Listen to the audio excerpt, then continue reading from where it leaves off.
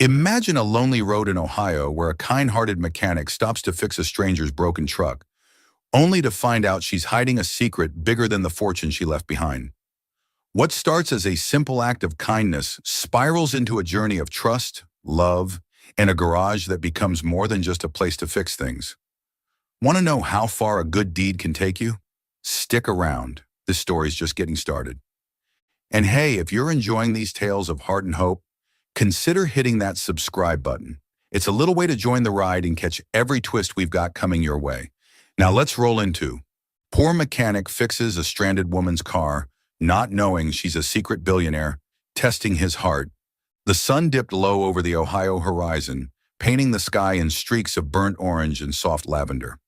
Hank Wheeler pedaled his old Schwinn bicycle down County Road 12, the familiar hum of crickets filling the evening air. At 52, he wasn't a man who rushed. Life had taught him to savor the slow moments, the ones that didn't demand anything but a steady heartbeat and a clear head. His flannel shirt fluttered slightly in the breeze, the faint scent of motor oil clinging to it like a second skin.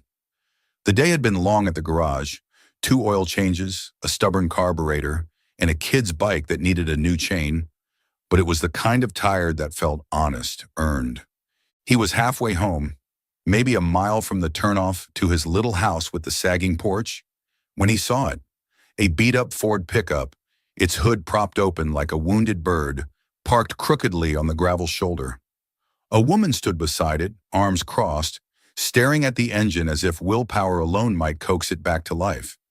She was striking in a way that didn't shout, tall with blonde hair tucked under a simple scarf, her khaki coat catching the last rays of daylight. She didn't look like she belonged on this stretch of nowhere. But then again, Hank had learned long ago that people didn't always fit where you found them. He slowed his bike, the tires crunching against the gravel as he came to a stop.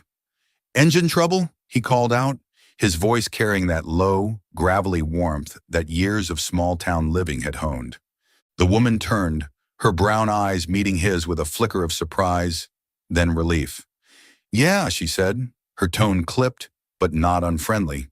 "It just died. No warning, no nothing." Hank propped his bike against a mile marker and ambled over, wiping his hands on his jeans out of habit. "Mind if I take a look? I've got a knack for these things." She stepped aside with a nod, watching as he leaned under the hood. The engine was a mess of dust and neglect. Radiator hose cracked, battery terminals corroded, but nothing he couldn't handle. He pulled a small toolbox from the worn canvas bag slung over his bike, the kind of kit he'd carried since he was a kid, tinkering with his dad's old Chevy.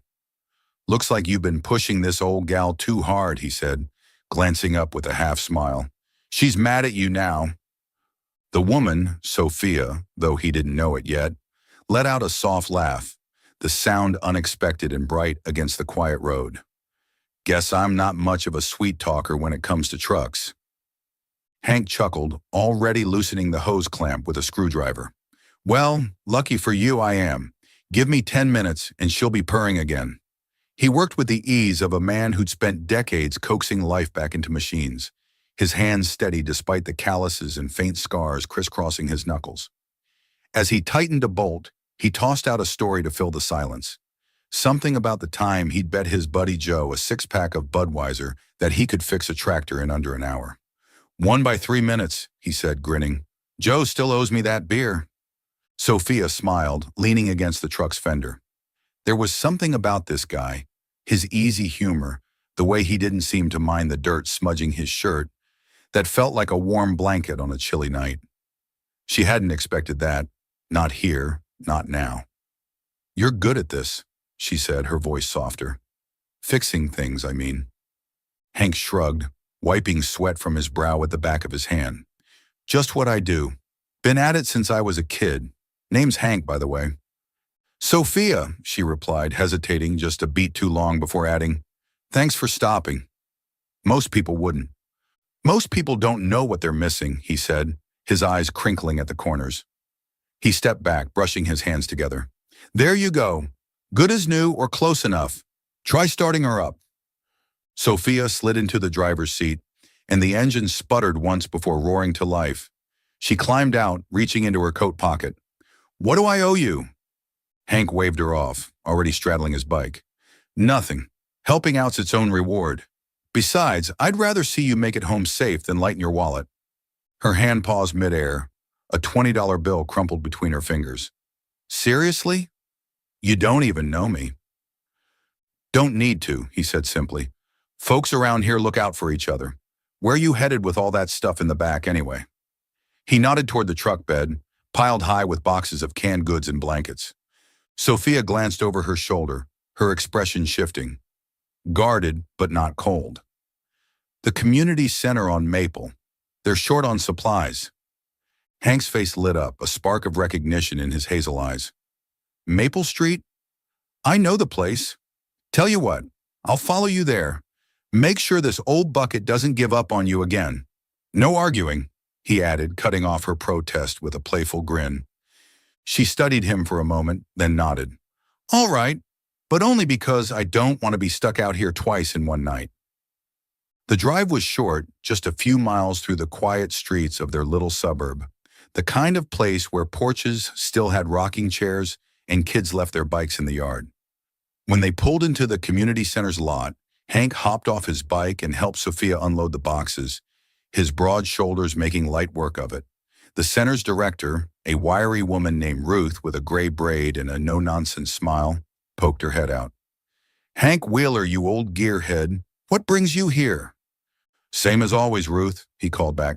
Trouble finds me, and I fix it. Sophia watched the exchange, a flicker of curiosity stirring in her chest. There was more to this man than a wrench and a bike, she thought. A lot more. As they stacked the last box inside, she turned to him. You do this a lot, don't you? Helping people. Hank shrugged again, but there was a quiet pride in his voice. When I can. World's messy enough without folks turning their backs on each other. She didn't say anything, just nodded, but her eyes lingered on him as he pedaled off into the dusk, his silhouette fading against the fading light. Sophia climbed back into her truck, her fingers brushing the steering wheel. She hadn't told him the truth, not about the boxes, not about who she really was. Not yet, but something about Hank Wheeler made her wonder if maybe, just maybe, she'd stumbled onto something worth keeping.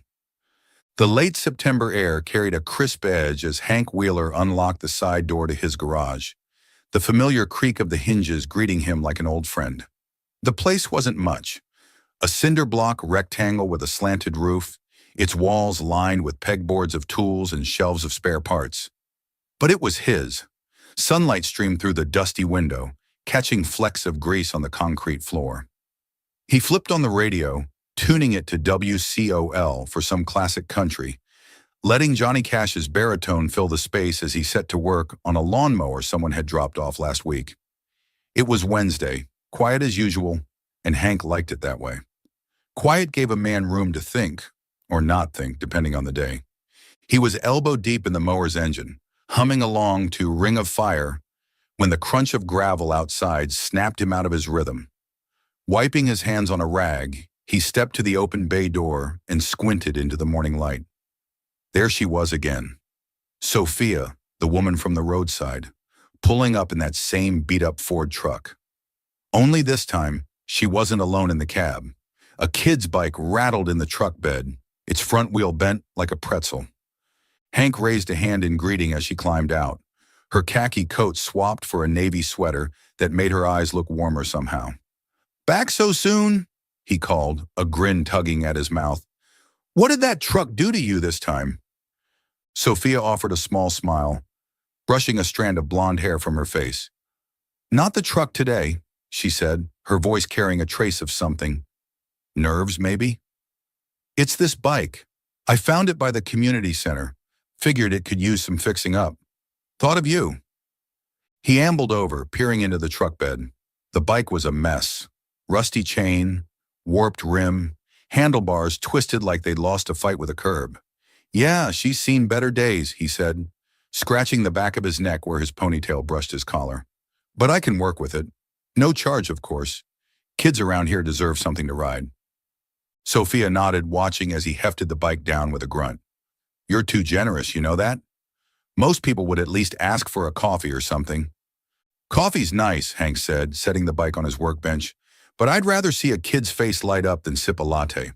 Besides, I've got a pot brewing inside if you're offering. He winked, half joking, and turned to grab a wrench. She hesitated, then followed him into the garage, her boots tapping softly against the floor. You've got a good setup here, she said, glancing around at the organized chaos.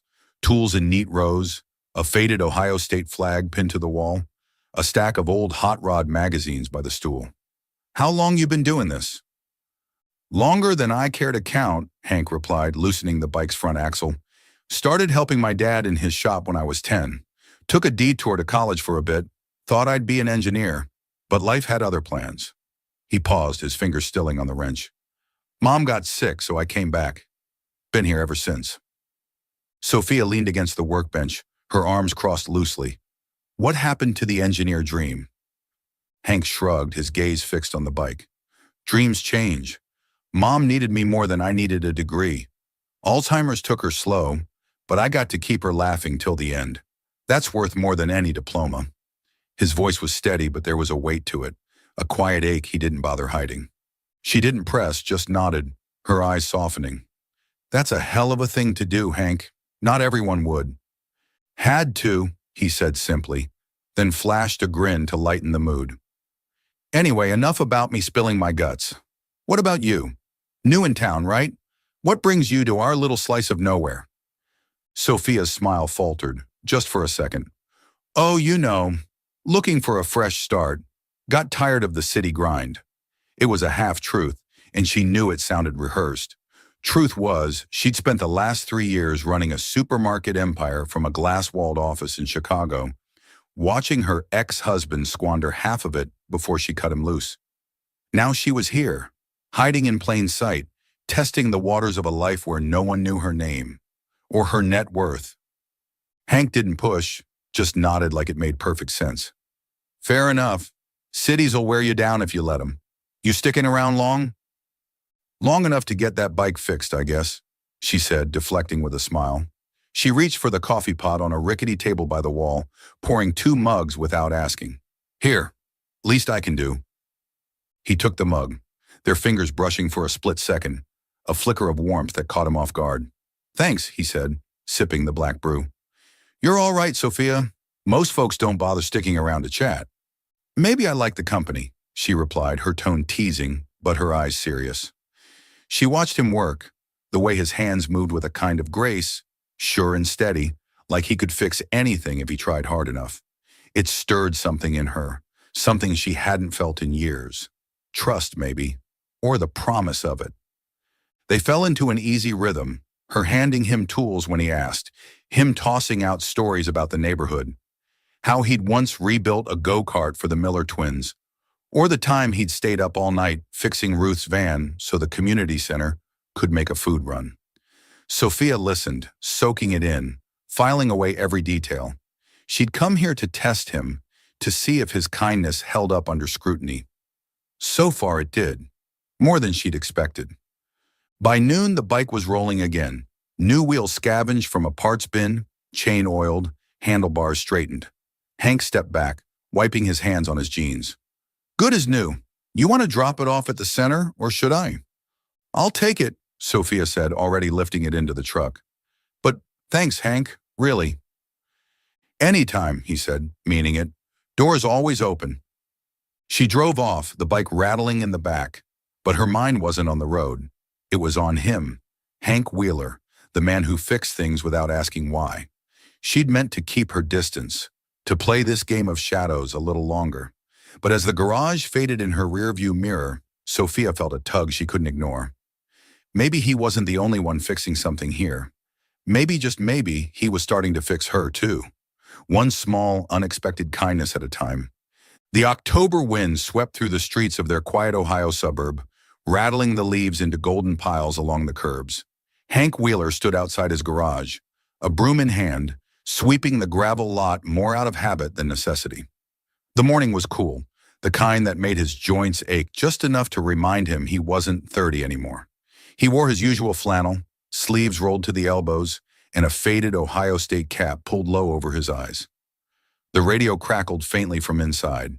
George Strait singing about wide-open spaces. Fitting, Hank thought, for a man who'd spent most of his life in one small corner of the world. It had been a week since Sophia dropped off that kid's bike, and though he wouldn't admit it, he'd found himself glancing down County Road 12 more often than usual, half expecting that beat-up Ford to roll up again. There was something about her, those quick smiles, the way she listened like she really heard him, that stuck with him like a song you couldn't shake. He wasn't a man prone to daydreams, but she'd gotten under his skin, quiet as a shadow. The sound of tires on gravel pulled him from his thoughts. Sure enough, there she was, Sophia, stepping out of her truck with a cardboard box tucked under one arm. She waved, her navy scarf fluttering in the breeze, and Hank felt a flicker of warmth he hadn't expected.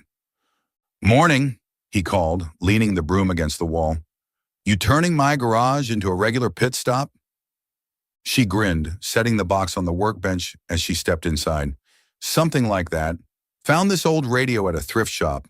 Thought it might need your magic touch. It's for the community center. Ruth keeps complaining about the static on theirs."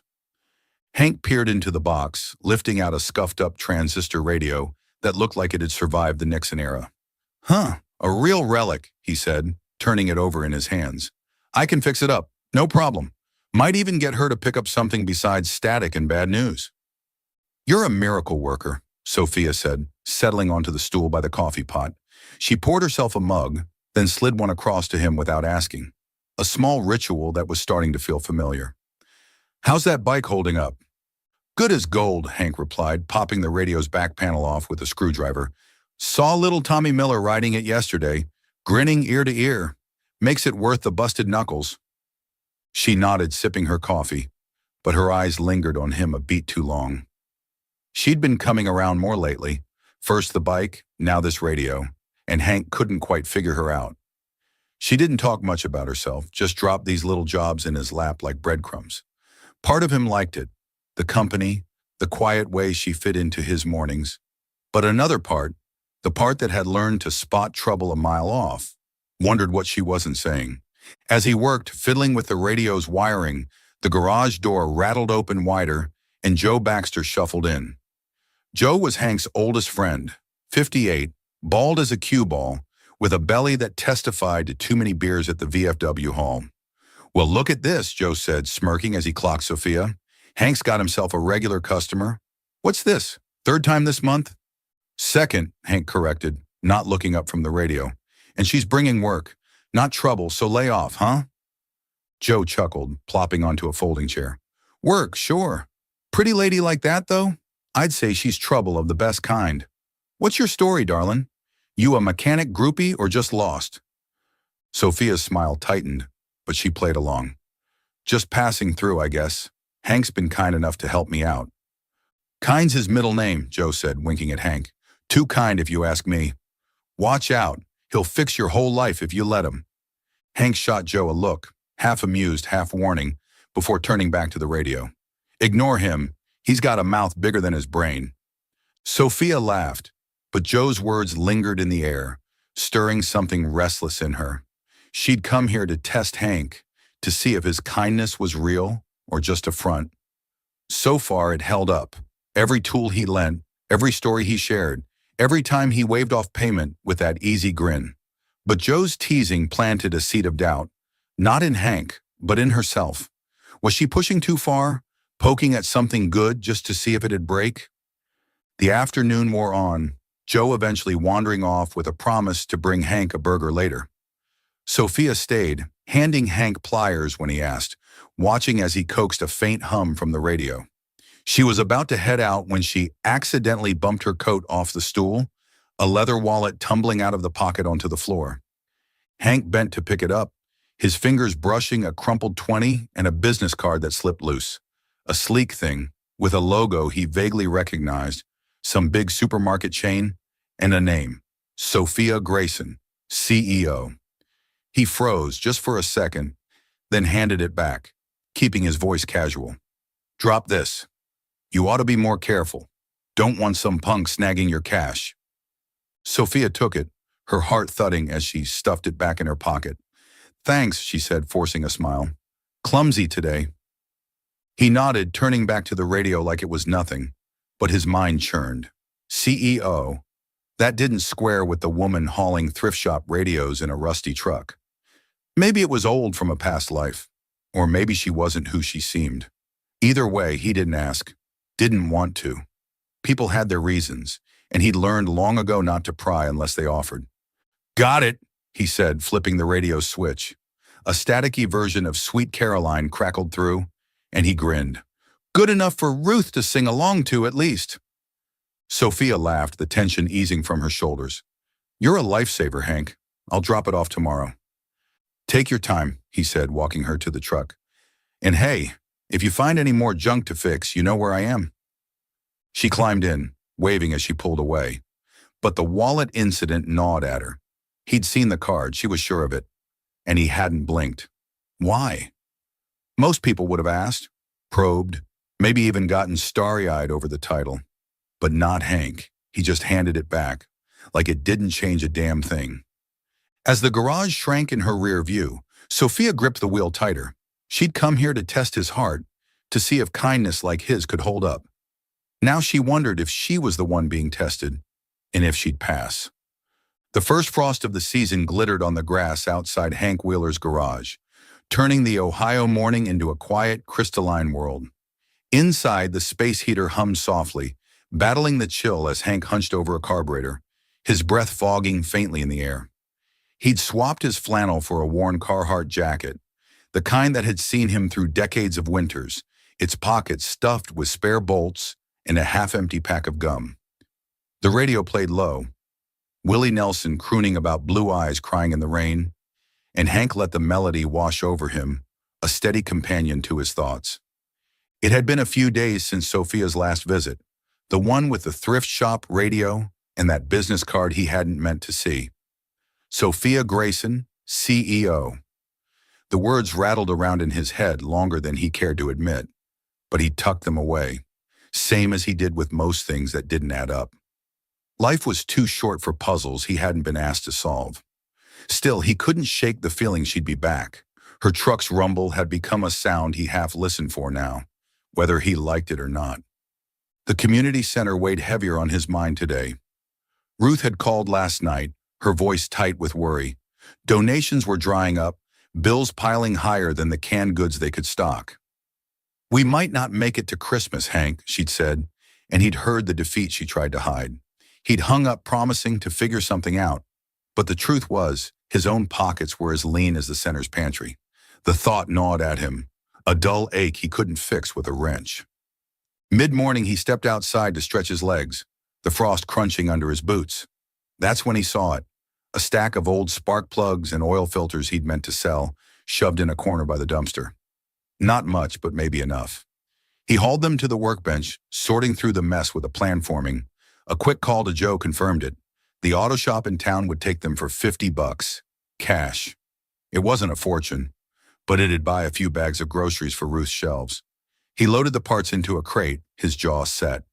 Small steps, he told himself. That's how you kept going. The bay door rattled open just as he finished, and there was Sophia, her truck idling behind her. She carried a canvas bag this time, her cheeks flushed from the cold. Hey, she said, stepping inside with that half-smile he was starting to know too well. Got something else for you to fix. This lamp's been flickering like a bad horror movie. Hank took the bag, peering at the chipped brass lamp inside. Looks like a wiring job. Easy enough, he said, setting it down. You're keeping me busy, Sophia. What's next? A toaster? She laughed, brushing frost from her scarf. Maybe. You're too good at this to let idle. He grunted, pleased despite himself, and poured her a coffee from the pot. They settled into their usual dance, her perched on the stool, him tinkering. But the air felt different today, heavier. Maybe it was the frost, or Ruth's call, or that damn card still lurking in his memory. Whatever it was, Hank couldn't shake the urge to do more than fix lamps and bikes. You ever been to the community center when it's busy? He asked, stripping the lamp's cord with a pocket knife. Kids running around, folks swapping stories. It's a good place. Been struggling lately, though. Sophia sipped her coffee, her eyes narrowing slightly. Yeah? What's going on? Money, he said bluntly. Always is. Ruth's holding it together, but they're one bad month from closing. Hate to see it go dark. Means too much to too many. She nodded, her gaze drifting to the frost-lined window. That's rough. Places like that, they're lifelines. You helping them out? Trying, Hank said, his voice quieter. Sold some junk this morning. $50 for the food bank. Not much, but it's something. He didn't mention how he'd skipped his own grocery run to make it happen, or how the math still didn't add up. Didn't need to. She wasn't here for his sob story. Sophia's fingers tightened around her mug, a flicker of something, guilt, crossing her face. She'd seen the crates outside when she pulled up, seen the way he moved like a man carrying more than just parts. She'd meant to keep testing him, dropping these little jobs to gauge his limits. But this was different. $50 from his own pocket for a place he didn't even run? That wasn't just kind. That was bone deep. $50 is more than nothing, she said, her tone careful. Most people wouldn't bother. Most people don't know what it's like to need a hand, he replied, snipping a wire with a steady hand. I do. Mom used to say you give what you can, even if it's just a smile. Keeps the world spinning. Sophia swallowed, the warmth of the coffee doing little to ease the chill creeping up her spine. She'd spent years building a fortune, millions she could wire to that center with a phone call. But here she was, playing pauper, watching a man scrape by to help others. It hit her harder than she expected, a sharp twist in her chest she couldn't name. Then came the moment that tipped the scale. She'd stepped outside to grab a wrench from her truck, another test she'd rigged, when her phone rang. She answered without thinking, turning away from the garage. Yeah, it's me, she said, her voice low. No, I'm not in Chicago. Look, just handle the financials. I need this sorted by next week. She hung up fast, but not fast enough. Hank had wandered to the doorway, a rag in hand, and caught every word. He didn't say anything, just watched her climb back in with the wrench. Everything okay? He asked, his tone even. Yeah, she lied, handing him the tool. Just family stuff. Hank nodded, but his eyes lingered on her a second too long. Financials? Next week? That didn't sound like family, or like someone new in town with a thrift shop lamp. The card flashed in his mind again, CEO, and for the first time, he let himself wonder. Not out loud, though. Instead, he said, if you ever need a hand, not just with lamps, you let me know. I'm no good with phones, but I can listen. Sophia froze, her breath catching. He meant it. God help her. He meant it. And she didn't know whether to run or stay. Thanks, she managed, her voice thick. I'll keep that in mind. As he turned back to the lamp, humming along to Willie, Sophia stared at the frost outside. She'd come to test his kindness, but now it was testing her, blowing cold and clear through the cracks she'd spent years sealing shut. The sky over Ohio hung heavy with gray clouds, the kind that promised rain, but held off just to keep folks guessing. Inside Hank Wheeler's garage, the air smelled of oil and damp concrete, the space heater buzzing like a tired old dog. Hank stood at his workbench, a pair of pliers in hand, wrestling with the innards of Sophia's thrift shop lamp. The brass gleamed under his touch, but his mind wasn't on the wiring. It was on Ruth's call last night, another plea about the community center, her voice cracking as she tallied up the days they had left. And it was on Sophia, too, her truck, her quiet way of slipping into his mornings, that phone call he'd overheard yesterday. Financials. Next week. The pieces didn't fit, and Hank wasn't sure he wanted them to. He just tightened the lamp's last screw when the bay door rattled, and there she was, Sophia, stepping in with her navy scarf wound tight against the chill. She carried a thermos this time, steam curling from the lid as she set it down. Thought you could use something warmer than that coffee, she said, her smile soft but her eyes guarded. It's hot cocoa, my one kitchen trick. Hank grinned, setting the pliers aside. Well, damn, you're spoiling me now. Thanks. He took the thermos, pouring a mugful, the rich scent cutting through the garage's usual grit. Lamp's done, by the way. Flicker's gone. Should light up Ruth's office like the 4th of July. Sophia nodded, settling onto the stool. You're a saint, Hank. She's lucky to have you. Nah, he said, sipping the cocoa. It was good, sweet with a hint of cinnamon, and it warmed him more than the heater ever could. Just doing what I can. Speaking of, Ruth's in a bind. Center's down to its last dime. I'm thinking of hauling some scrap to the yard tomorrow. See if I can scrape together a little more. Her fingers tightened around her own mug, a flicker of unease crossing her face. You're selling more stuff? After those parts last week? Gotta, he said, shrugging like it was nothing. Folks need that place. Kids, old-timers, people who don't have much else. Can't let it go under without a fight. Sophia stared at him, her breath catching. She'd seen the crates he'd sold, heard the way he talked about giving what he could. But this, stripping his own garage bare for a cause that wasn't even his? It hit her like a cold splash, sharp and sobering.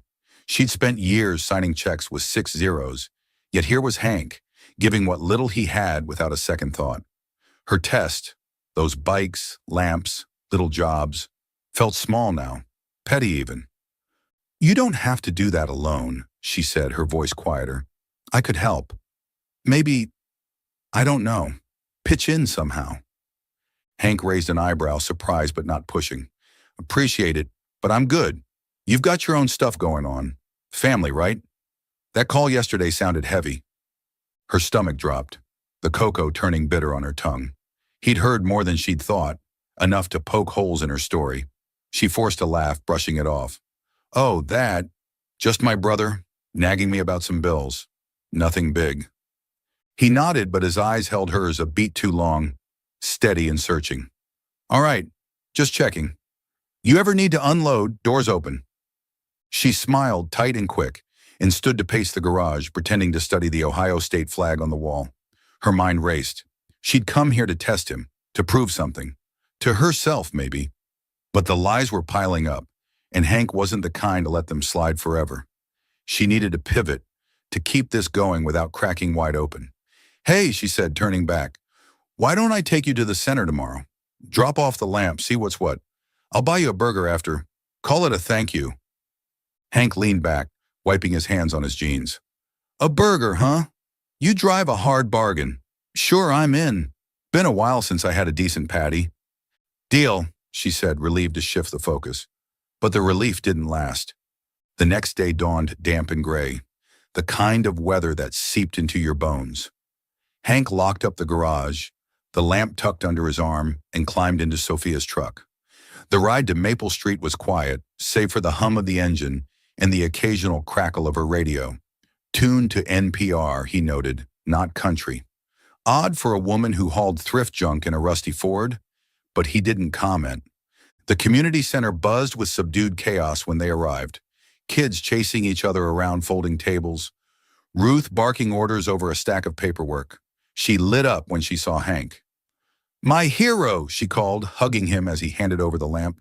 This'll brighten my desk at least. Blame Sophia, Hank said, nodding her way. Her find, my fix. Ruth turned, sizing Sophia up with a warm grin. Well, thank you, hun. We need all the angels we can get. Sophia smiled, but it didn't reach her eyes. She wandered the room as Hank chatted with Ruth, her gaze lingering on the bare shelves, the cracked linoleum, the weary faces. This wasn't just a place. It was a lifeline, like he'd said, and it was dying.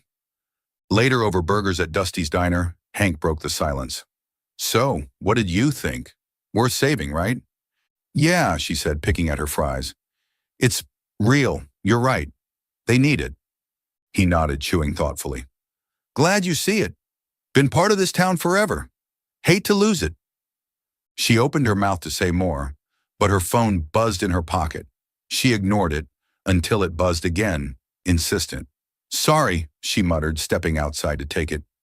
Hank watched through the window as she paced, her voice rising just enough for him to catch fragments. No, I said I'm handling it. Yes, the center. Look, I'll call you back. She came back in, her face tight. Brother again? Hank asked, his tone light but his eyes sharp. Yeah, she lied, too fast. He's a pain. Hank set his burger down, leaning forward. Sophia, I'm not one to pry, but you're a lousy liar. That call yesterday, now this. What's going on? You don't owe me the truth. But I don't like being played either. Her heart slammed against her ribs. The diner's hum faded, leaving just his steady gaze and the weight of her own words.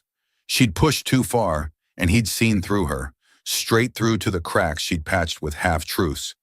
Hank, She faltered, then squared her shoulders. You're right. I've been off. Can we talk somewhere else? He studied her, then nodded. Garage. Now. The drive back was silent, the lamp rattling in the back. Inside the garage, she faced him, her voice low. I'm not who you think, but I'm not ready to explain. Not yet. Can you trust me? Just a little longer? Hank crossed his arms, his jaw tight. I don't trust easy when folks dodge. But yeah, I'll wait. Don't make me regret it. She nodded, her throat burning. The lie had broken open. Not all the way, but enough. And as she left, the cold wind felt like it was blowing right through her. Rain tapped a steady rhythm against the tin roof of Hank Wheeler's garage, the sound a soft counterpoint to the low hum of the space heater. Inside, the air was thick with the scent of damp wood and motor oil, the kind of smell that clung to Hank's Carhartt jacket as he stood at his workbench. He wasn't fixing anything tonight, just staring at a rusted wrench, turning it over in his hands like it might tell him something he didn't already know. The clock on the wall read 8:17, its red digits glowing faintly in the dim light. Outside, the Ohio night pressed close, wet and heavy. It had been 2 days since Sophia's half-confession in the garage, her words still echoing in his head. I'm not who you think. Can you trust me? Just a little longer? He'd said yes, against his better judgment, but it didn't sit right. Hank wasn't a man who liked loose ends. Give him a busted engine, he'd tear it down and build it back up. Every bolt in place. People, though? People were messier, and Sophia was proving to be the messiest puzzle he'd tackled in years. The community center was the real weight, though. Ruth had called again that morning, her voice thinner than ever. We're out of time, Hank, she'd said. Landlord's giving us till the end of the month. 2 weeks, tops. He'd hung up with a knot in his gut, knowing $50 in scrap wouldn't cut it anymore. There was one card left to play, his dad's old Chevy pickup, parked under a tarp out back. It was a '67, cherry red once, now faded to rust and memory. He'd rebuilt it with his father decades ago, piece by piece, a keepsake he'd sworn never to sell. But now it was a lifeline, or could be if he let it go. He tossed the wrench onto the bench, the clatter sharp against the rain, and grabbed a flashlight. Outside, the tarp flapped in the wind as he peeled it back, revealing the truck's battered curves. Rain streaked the hood, pooling in the dents. Sorry, Pop, he muttered, running a hand along the fender. Gotta do it. The auto shop would give him a few hundred, maybe 5 if he haggled. Enough to buy Ruth another month, maybe 2. It had hurt like hell, but he'd hurt worse and survived. Back inside, he was shaking water from his cap when headlights cut through the rain. Sophia's Ford, pulling up slow and deliberate. She stepped out, an umbrella shielding her from the downpour, and ducked into the garage with a shiver. Hey, she said, her voice soft but unsteady. Didn't expect to find you here this late. Couldn't sleep, Hank replied, wiping his hands on a rag. Rain's good for thinking. What about you? What's got you out in this mess? She set the umbrella by the door, her scarf dripping onto the floor. Same, I guess. Thinking. She hesitated, then stepped closer, her eyes catching the light. I owe you an apology, Hank. For the other day, the diner, the garage. I wasn't straight with you and you didn't deserve that. He leaned against the workbench, arms crossed. You said you'd explain when you're ready. I'm still waiting. But yeah, I don't like games. Never have. Sophia nodded, her jaw tight. I know, and I'm not playing one. Not anymore. She took a breath, steadying herself. I saw what you're doing out there. The truck. You're selling it, aren't you? For the center. Hank's brow furrowed, caught off guard. How'd you? Saw the tarp, she said, cutting in. And I've seen you. How you give when you've got nothing left to give. I can't let you do that alone. He straightened, his voice sharpening. It's my call, Sophia. Not yours. I don't need pity. I've got this. It's not pity, she shot back, her tone firm. It's respect and maybe guilt. She paused, her hands twisting together. I sent money to the center, anonymous, through a friend. Enough to keep it afloat a while. Ruth doesn't know it's me, and I don't want her to. But you should. Hank stared at her, the words sinking in slow and heavy. You? What? How much? Enough, she said, her voice dropping. 5,000? It's done. 5,000? He stepped back, his cap hitting the floor as he ran a hand through his damp hair. Jesus, Sophia, where the hell do you get that kind of cash? Who are you? She flinched but didn't look away. I told you I'm not who you think. I've got money, more than I know what to do with some days. But I didn't want you to know. Not like this. I wanted to see... She faltered, her eyes glistening. I wanted to see if you were real. If people like you still exist. Hank's chest tightened, a mix of anger and something softer he couldn't name. So this was a test? The bikes, the lamp, all of it. You've been playing me to see if I jump through hoops? No, she said, stepping closer, her voice breaking. It started that way. God, I'm sorry. But it's not that now. You're not a game, Hank. You're the best thing I've stumbled into in years, and I've been too scared to admit it. He turned away, staring at the rain-streaked window, his hands clenched. I don't know what to do with that. You drop this on me, $5,000, some secret life, and expect me to just nod and smile? I'm not built for that, Sophia. I don't expect anything, she said, her voice raw. I just needed you to know, and I couldn't let you lose that truck. Not when I could stop it. The silence stretched, thick and heavy, broken only by the rain's steady drum. Hank's mind churned. $5,000. A truck he didn't have to sell. A woman who'd lied but maybe hadn't meant to hurt. He'd trusted her against his gut, and now here she was, peeling back layers he hadn't asked to see.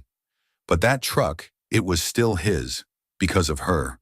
And Ruth's voice wouldn't crack tomorrow. He turned back, his gaze steady. You should have told me sooner. But thanks.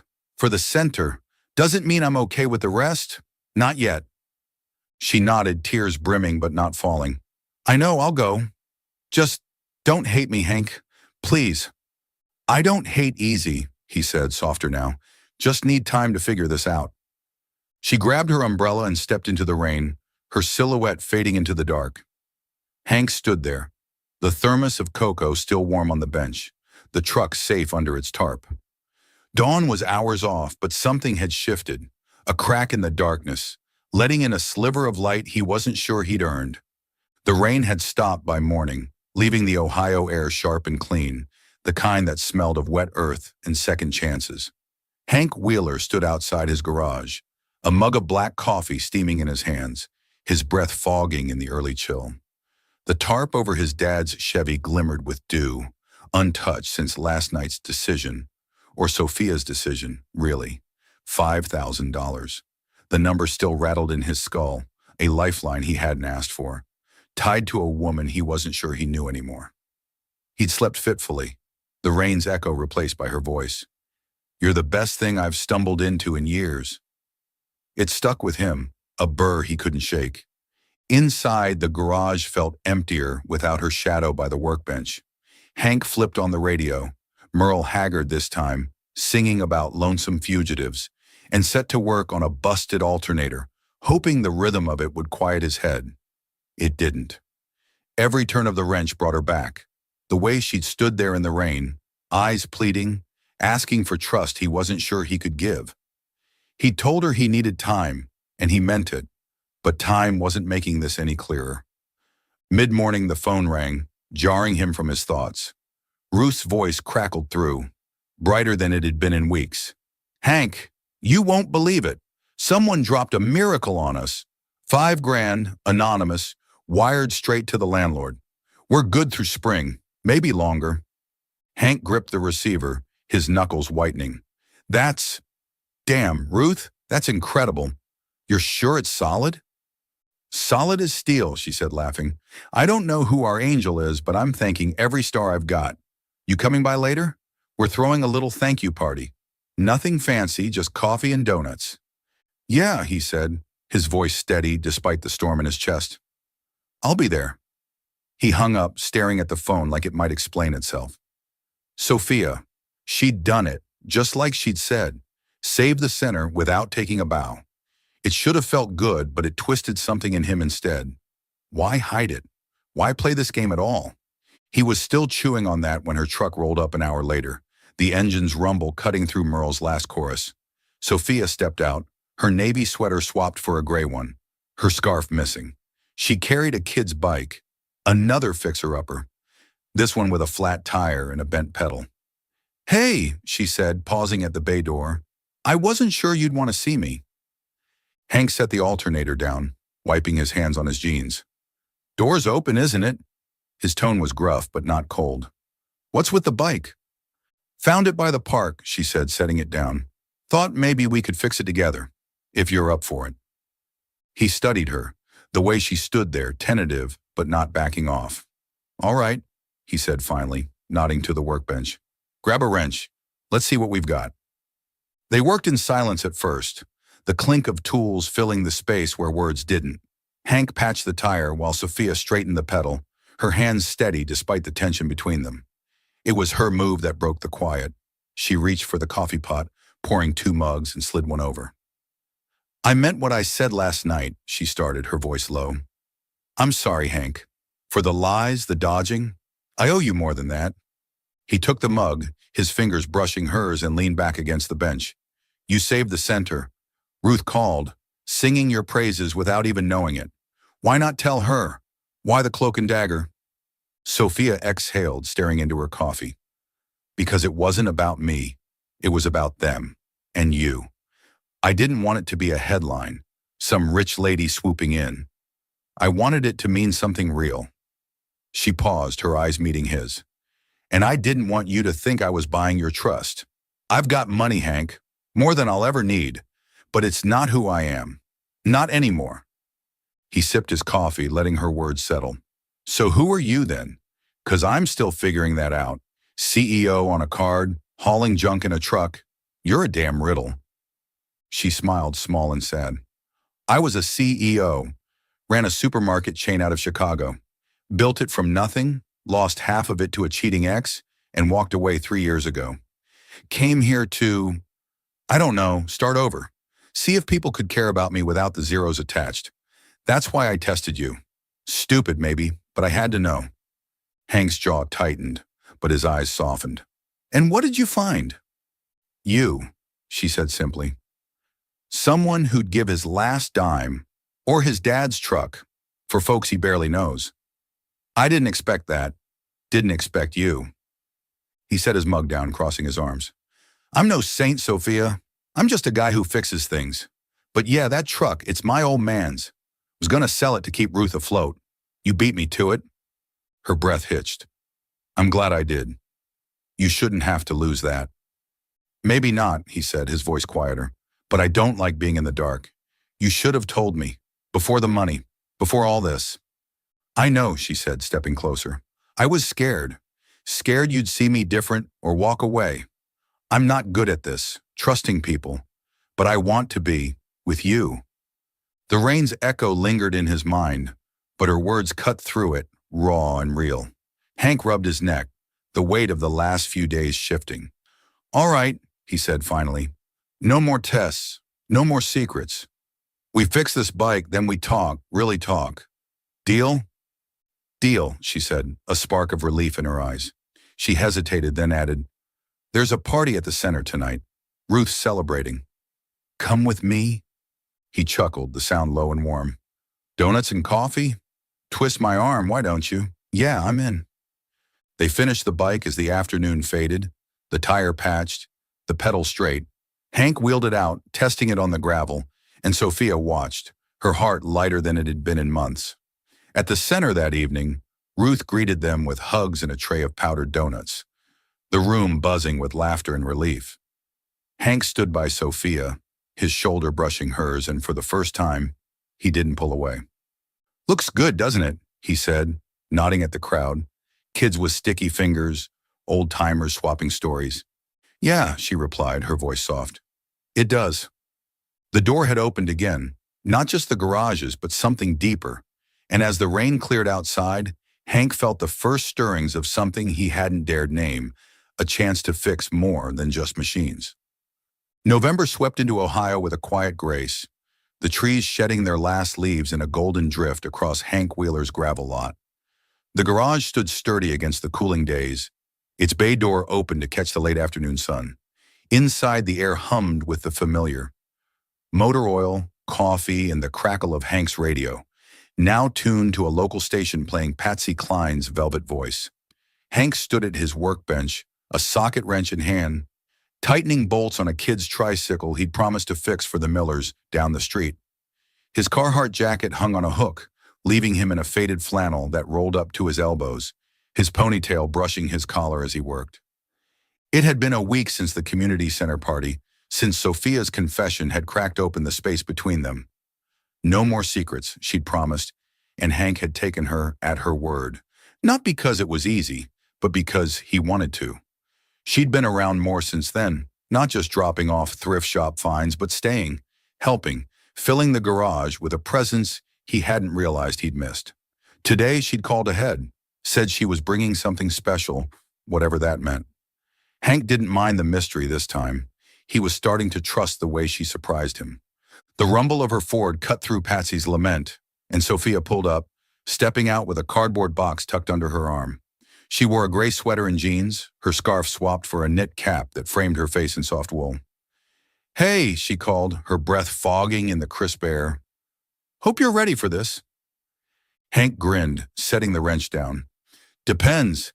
Is it another lamp, or are you testing me with a toaster now?" She laughed, the sound bright against the quiet lot, and set the box on the workbench. "Better. Open it." He peeled back the flaps, revealing a jumble of string lights, white bulbs tangled with green wire, the kind folks draped over porches at Christmas. "Huh," he said, lifting a strand. "What's the plan here? You turning my garage into a winter wonderland?" "Something like that," Sophia said, her eyes sparkling. "The center's doing a little holiday kickoff next week. Nothing big, just lights and hot cider. Ruth asked if we could spruce up the outside. I figured we could test them here first, make sure they work." Hank nodded, already untangling the mess. "Smart. Last thing Ruth needs is a busted light show. Grab that stool. We'll plug 'em in and see what we've got." They fell into an easy rhythm, Sophia unraveling strands while Hank checked the bulbs, replacing the burnt-out ones with spares from his junk drawer. The garage filled with a soft glow as they strung the lights along the walls, looping them over nails he'd hammered in years ago for no reason he could recall. It was simple work, the kind that didn't demand much but gave back more than it took. Patsy sang on, her voice weaving through their quiet chatter. Hank teasing her about her knot-tying skills, Sophia firing back that he'd lose a light-stringing contest to any kid with a ladder. Halfway through, she paused, holding a glowing strand. "You ever think about decorating this place for yourself? Not just for Ruth, but, for you." Hank shrugged, clipping a wire. "Never saw the point. It's a garage. Folks come here to fix stuff, not admire the view. Besides, I'm not big on fuss." "Maybe," she said, her tone thoughtful. "But it's more than that, isn't it? This place, it's yours. You've made it a home for half the town. Why not make it shine a little?" He looked up, caught by the way she said it, not pushing, just wondering. The lights cast a warm sheen across her face, softening the lines he hadn't noticed before. "Guess I never thought about it like that," he admitted, setting the pliers down. "Always been about keeping it running, not dressing it up." Sophia smiled, looping the strand higher. "Well, it's running fine. Maybe it's time to let it glow." Her words lingered as they finished, the garage now a patchwork of light. Imperfect, a little lopsided, but alive in a way it hadn't been. Hank stepped back, hands on his hips, and let out a low whistle. "Not bad. Ruth'll flip when she sees these." "She'd better," Sophia said, brushing dust from her hands. "But I meant what I said. This is for you, too. You deserve it." He didn't answer right away, just watched the bulbs flicker against the cinder block walls. She was right. It did feel different, warmer somehow. Not just the lights, but her being here, her hands next to his. He cleared his throat, reaching for the coffee pot. You sticking around? Got some oil to change on that trike. Could use an extra pair of eyes.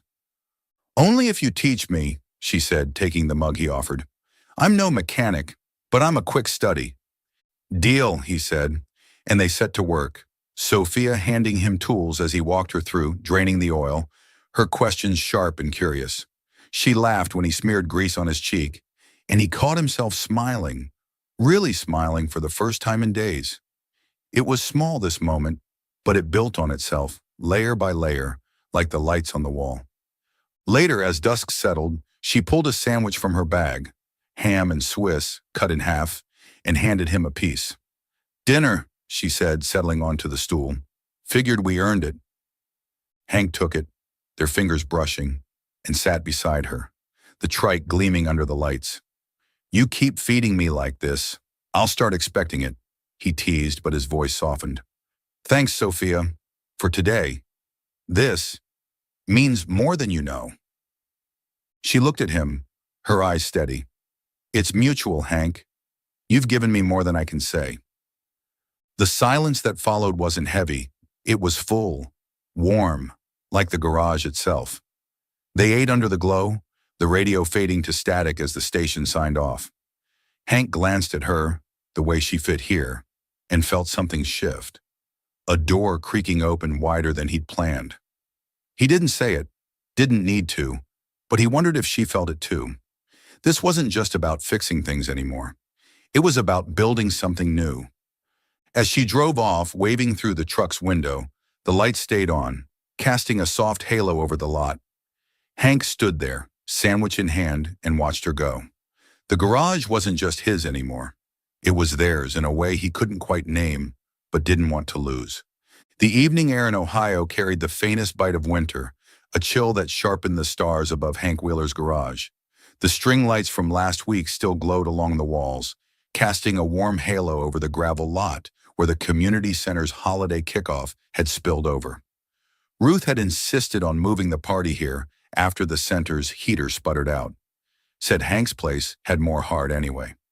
Now, folding tables lined the space, topped with thermoses of cider and trays of sugar cookies, while a portable speaker blared Bing Crosby's smooth croon. Kids darted around, chasing each other with mittened hands, and old-timers like Joe Baxter swapped stories by the tailgate of Hank's Chevy, still safe under its tarp. Hank stood near the workbench, a mug of cider in hand, his Carhartt jacket zipped against the cold. He watched the crowd with a quiet satisfaction. This wasn't his scene, not really, but seeing Ruth's grin and the kids' laughter made it worth opening the doors. Sophia moved through the chaos with an ease that surprised him, pouring cider, handing out cookies, her gray sweater flecked with sugar from a spilled tray. She'd been here all afternoon helping set up, and Hank couldn't deny it. She fit. Not just in the garage, but in this messy, loud slice of his life. She caught his eye across the lot, weaving through the crowd to join him. You're hiding, she teased, her breath fogging as she held up a cookie shaped like a star. Thought you might need some fuel. Hank took it, his fingers brushing hers, and chuckled. Not hiding, just watching. You're the one running this show. Ruth's calling you her deputy now. Sophia grinned, leaning against the workbench. I'll take it. She's a force. Kept me on my toes all day. But this? She gestured at the lights, the people, the glow. This is good, Hank. Really good. Yeah, he said, his voice softer. It is. He sipped his cider, the cinnamon warming his throat, and glanced at her.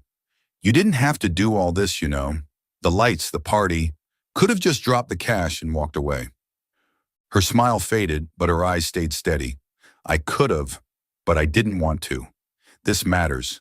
To them, to you, and to me. She paused, tucking a strand of hair under her knit cap. I've spent years walking away from things. I'm tired of it. Hank nodded, letting her words sink in. He'd heard her story last week. The Chicago Empire, the X, the search for something real. But hearing it and feeling it were different. She wasn't just here to fix bikes anymore. She was here for this, for him. It stirred something deep, a flicker of warmth he hadn't let himself name. The speaker shifted to a slower tune. Moonlight in Vermont, all strings and longing, and Joe, half lit on cider, hollered, "Hank, get out here. Show us those dance moves you swore you had in Nam." Hank groaned, but Sophia laughed, grabbing his arm. "Come on, you heard the man. One dance. I'll save you from the crowd after." "Fine," he muttered, setting his mug down. "But I'm blaming you if I step on your toes." He let her pull him into the open space by the tables, the gravel crunching under his boots. The crowd parted, a few kids giggling, and Hank slid an arm around her waist, his other hand finding hers. He wasn't smooth, never had been, but he knew the basics, swaying to the music with a rhythm born more from memory than grace. Sophia followed, her hand warm in his, her laughter close enough to feel. "You're not bad," she said, her voice low. "Where'd you learn this?" "Mom," he said, spinning her slow. "She dragged me around the kitchen when I was a kid. Said every man needs one dance in his pocket. Guess it stuck." "She was right," Sophia replied, her eyes catching the light. "It's perfect." The song stretched on, and the crowd faded to a hum. Ruth clapping, Joe whooping, but Hank barely heard it. It was just them, the stars, the music. He hadn't danced since his mom's last good Christmas, years before the Alzheimer's took her slow and quiet. Back then, he'd been a son, a caretaker, not a man who let himself want. Now, with Sophia's hand in his, he wondered if maybe he could again. The song ended and the crowd cheered, but Hank didn't let go right away. "You're trouble," he said, half smiling, "dragging me out like that." "Worth it," she shot back, stepping back but not far. "You needed it." He didn't argue, couldn't really. They drifted back to the workbench, and Sophia pulled a folded napkin from her pocket, handing it to him. "Found this in the truck. Thought you might want it back." Hank unfolded it, his breath catching. It was a sketch, rough, penciled lines of a garage with a slanted roof, tools scattered around, a bike in the corner. He'd drawn it years ago, a half-baked dream of fixing up the place, scribbled on a diner napkin and forgotten. "Where'd you get this?" he asked, his voice thick. "Under the seat," she said, watching him. "It's good, Hank, really good. You ever think about making it real?" He stared at the sketch, the lines blurred by time but sharp in his memory. "Once, long time ago. Thought I'd expand, make it a real shop, maybe teach kids how to fix stuff. Never got around to it." "Why not?" she pressed, her tone gentle but firm. "Life," he said, folding the napkin back. "Mom got sick, money got tight. Dreams like that, they wait." Sophia stepped closer, her voice barely above a whisper. "They don't have to. Not anymore. I see it, Hank. This place, what it could be. With you. With us." He looked at her, the lights reflecting in her eyes, and felt the ground shift. United States. The word hung there, heavy and bright, a promise he hadn't dared imagine. "You're serious," he said, not a question. "Dead serious," she replied. "I've run from enough. I want to build something. Here with you, if you'll let me." Hank's throat tightened, the napkin crumpling in his hand. He'd spent years fixing things for others, keeping his own wants small, safe. But here was Sophia, offering more. Not just money, but a dream, a partnership. He didn't have words for it, not yet, so he reached for her hand instead, holding it tight under the Ohio sky. "All right," he said finally, his voice rough. "Let's talk about it. Really talk. Tomorrow."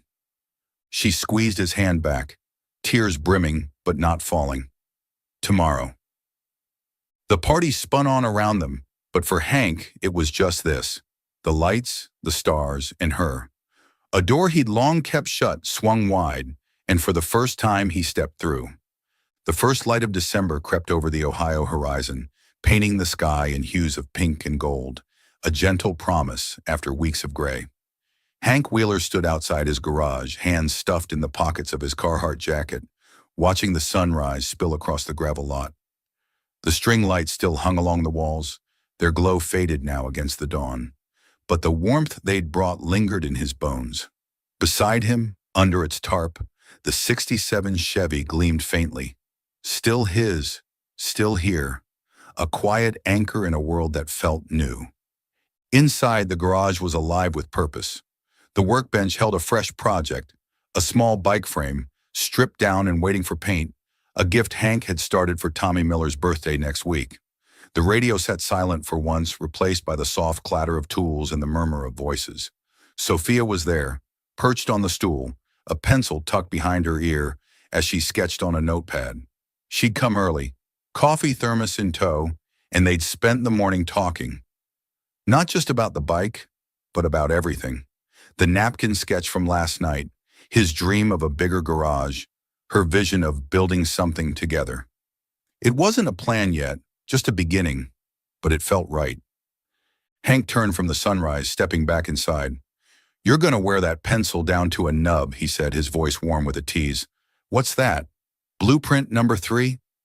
Sophia looked up, her gray sweater dusted with sawdust, and grinned. 4, actually. I'm thinking we add a corner for the kids. Teach them how to fix bikes, maybe cars. You'd be good at that." He chuckled, leaning against the bench. "Me, a teacher? You've got more faith in me than I do. But yeah, could work. Keep 'em busy, off the streets." "Exactly," she said, tapping the pencil on the pad. "And it's not just them, it's us. This place could be more, Hank. A hub like the center, but yours. Ours." He studied her sketch.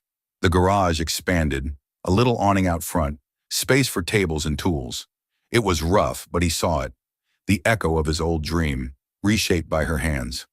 "Ours," he repeated, testing the word. It settled in his chest, solid and real. "You're all in on this, huh?" "Dead all in," she said, her eyes meeting his. "I told you last night. I'm done running. I want roots, Hank. Here with you." He nodded, his throat tightening. Roots. He'd spent years tending everyone else's, his mom's, the town's, never thinking he'd plant his own again. But Sophia had changed that, one quiet moment at a time. He reached for the thermos, pouring them both a cup, and handed her one.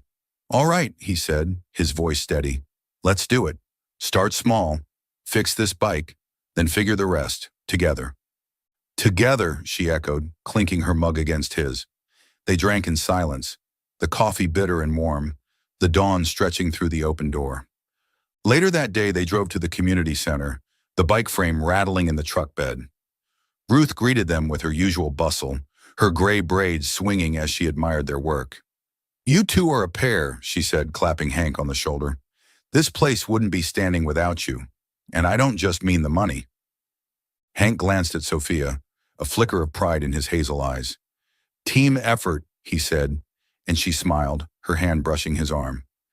The afternoon turned to evening, and they ended up back at the garage, the lot quiet now, the party long over. Sophia pulled a blanket from her truck, wool, a little frayed, and spread it over the gravel, gesturing for Hank to sit. "One last thing," she said, digging in her bag. She handed him a small box, plain and brown, no ribbon. "What's this?" he asked, turning it over. "Open it," she said, settling beside him. He lifted the lid, revealing a key, a simple brass thing, freshly cut, attached to a keychain shaped like a wrench. "For the garage," she explained, her voice soft.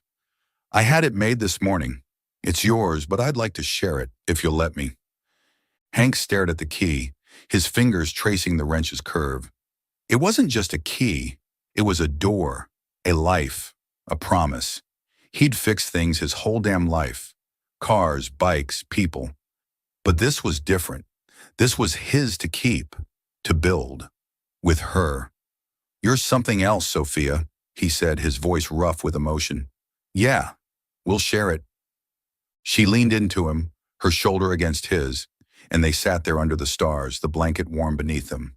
The garage lights flickered above, a soft glow against the night, and Hank felt it, a peace he hadn't known he'd lost. He thought of his mom, her kitchen dances, her lessons about giving what you could. She'd like this, he reckoned. Sophia, the garage, the way it all came full circle. "You ever think about where you'd be if you hadn't stopped that day?" Sophia asked, her voice barely a whisper. "By the road with my truck?" Hank tilted his head, the stars blurring above. "Nope, don't need to. I'm here, right where I'm supposed to be. He paused, then added, "What about you?"